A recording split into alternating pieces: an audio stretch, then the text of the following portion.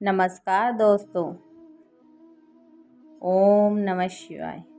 दोस्तों, हम आपके लिए एक भावपूर्ण कथा लेकर आए हैं। दोस्तों, एक नगर में विनोद नाम का एक व्यक्ति रहता था। वह बहुत ही गरीब था, लेकिन उसकी भगवान में गहरी आस्था थी।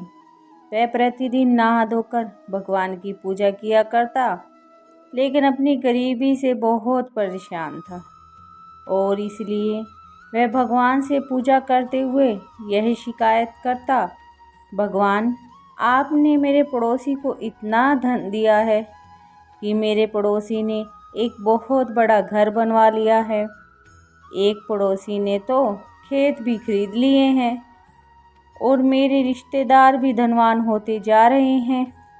हे प्रभु, आपने मेरा भाग्य ही ऐसा क्यों लिखा है? मैं देखता रहता हूँ कि मेरे सभी संबंधी लोग धनवान होते जा रहे हैं, लेकिन मैं गरीब का गरीब ही हूँ। हे प्रभु, आपने मेरा भाग्य ऐसा क्यों लिखा है?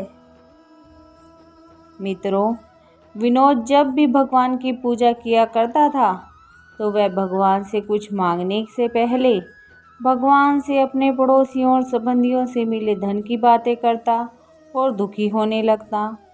एक दिन की बात है, जब वह भगवान की पूजा कर रहा था।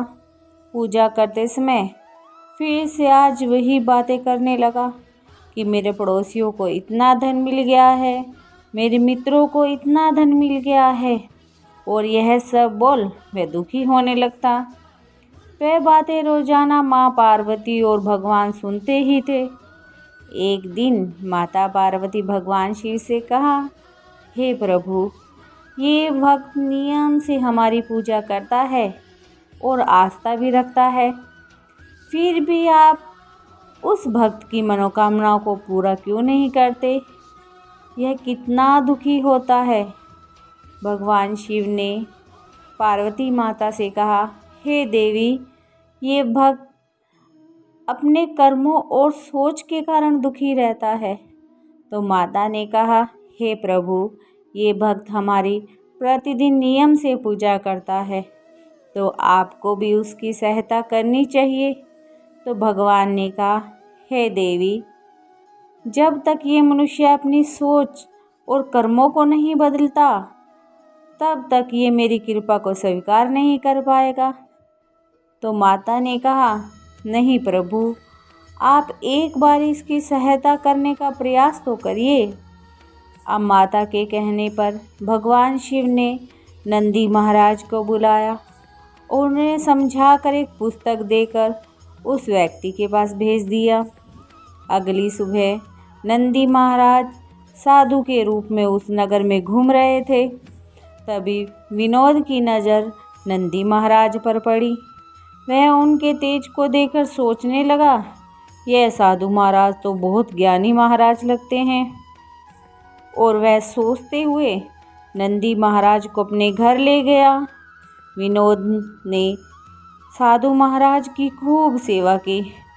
कुछ देर के बाद साधु महाराज ने विनोद से पूछा, हे भक्त, तुम अपने जीवन में इतने दुखी क्यों रहते हो? विनोद ने कहा, हे प्रभु, मैं अपने जीवन से बहुत परेशान हूँ। क्यों? मैं देखता हूँ मेरे पड़ोसियों को कितना धन मिल गया है, मेरे रिश्तेदार भी धनवान हो गए हैं, लेकिन भगवान ने मेरा भाग्य पता नहीं ऐसा क्यों लिखा है। मैं गरीब का गरीब ही हूँ। तो साधु महाराज ने कहा, हे पुत्र, अगर तुम चाहो तो तुम्हें 10 मिनट का टाइम देता हूँ, जिससे तुम अपना भाग्य बदल सकते हो। साधु महाराज की बात सुनकर विनोद खुश हो गया और उनके चरणों में पड़कर बोला, हे महाराज, अगर ऐसा हो सकता है तो आपकी बड़ी कृपा होगी। जिसके बाद साधु महाराज ने वही पुस्तक निकाल के विनोद को दे दी। यह पुस्तक सिर्फ 10 मिनट के लिए ही काम करेगी। इस पुस्तक में तुम्हारी सभी पड़ोसियों, सभी रिश्तेदारों, सबका भाग्य दिख जाएगा तुम्हें। और इसी पुस्तक में मैं तुम्हें तुम्हारा भाग्य भी दिख जाएगा। यदि तुम चाहो तो इसी पुस्तक में लिखे हुए भाग्य को बदल सकते हो और अपने हिसाब से उसका भाग्य लिख भी सकते हो। लेकिन यह पुस्तक सिर्फ 10 मिनट तक ही खोली जा सकती है। इसके बाद यह साधारण पुस्तक में बदल जाएगी। विनोद ने साधु महाराज से यह पुस्तक ले ली और जैसे ही उसे खोल कर देखा तो सबसे पहले पेज पर लिखा था, पड़ोसियों को गड़ा हुआ धन मिलने वाला है। यह देखकर विनोद सोचने लगा, पहले से ही इतना धन है उसके पास और हाल ही में ही उसने अपना नया मकान बनाया है, उसको धन की क्या आवश्यकता। यह सोचकर उसने पड़ोसियों के भाग्य को बदल दिया। और जब उसने अगला पेज पलटा तो उसमें भी लिखा था कि दूसरे पड़ोसियों को लॉटरी लगने वाली है। यह देखकर वह फिर से सोचने लगा, वह भी पहले से बहुत ही धनवान है, उसको लॉटरी की क्या आवश्यकता है। यह सोचकर उसने उसका भाग्य भी बदल दिया। जिसके बाद वह तीसरा पेज बदलता है। वह देखता है रिश्तेदार को भी धन का लाभ होने वाला है। यह देखकर फिर वह सोचने लगता है, मेरे सारे रिश्तेदार तो पहले से ही इतने धनवान हैं, उनको धन की क्या आवश्यकता। इसके बाद वह तीसरे पेज को पुस्तक में से ही फाड़ देता है। जब तक चौथा पेज पलटता है तो चौथे पेज पर उसका भाग्य लिखा होता है। वह गरीब का गरीब ही रहेगा। यह देखकर वह बहुत दुखी होता है। वह जैसे ही अपने भाग्य को बदलने लगता है तो वह पुस्तक अचानक से ही बंद हो जाती है। जिसके बाद विनोद ने साधु महाराज से पूछा, हे प्रभु, यह पुस्तक तो बंद हो गई और मैंने अपना भाग्य तो बदल ही नहीं पाया। तो साधु महाराज ने कहा, मैंने आपको पहले ही कहा था, यह पुस्तक सिर्फ 10 मिनट के ही लिए खुली रहेगी, इसके बाद यह साधारण पुस्तक में बदल जाएगी। लेकिन तुमने तो अपना 10 मिनट का समय दूसरों के अहित करने में प्रयोग कर लिया।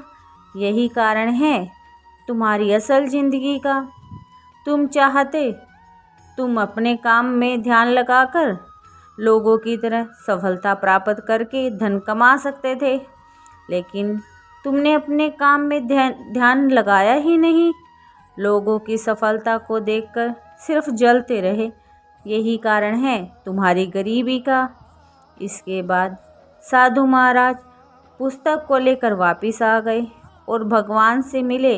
माता पार्वती से कहा, हे देवी, इस संसार में जितने भी लोग दुखी हैं वह अपने सोच और कर्मों के कारण हैं, क्योंकि वह अपने काम पर ध्यान न देते हुए दूसरों की सफलताओं पर ध्यान देते हैं और उनसे जलते रहते हैं और अपना सारा समय इसी में नष्ट कर देते हैं।